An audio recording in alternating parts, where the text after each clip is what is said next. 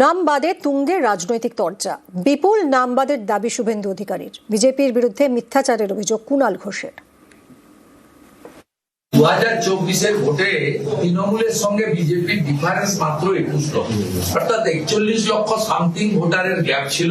14ই ফেব্রুয়ারি voter তালিকা বেরোলে যে বিপুল সংখ্যক নাম আরো বাদ যাবে এবং সংখ্যাটা আমি আগে যেটা বলেছিলাম, আমি রিপিট করবো না, সেই সংখ্যার থেকেও বাড়বে।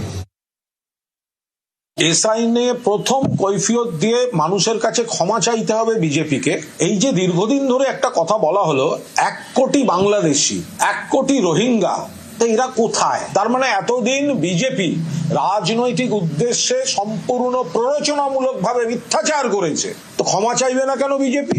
এখনো পর্যন্ত যা খসড়া হয়েছে, পুরো বিশ্লেষণ চলছে, এমন বেশ কিছু অভিযোগ আসছে, ন্যায্য কিছু ভোটার বাদ গেছেন, তাদের নাম যাতে আবার তোলা হয় তার জন্য পূর্ণ দায়িত্ব নিয়ে তৃণমূল কংগ্রেস পাশে থাকছে।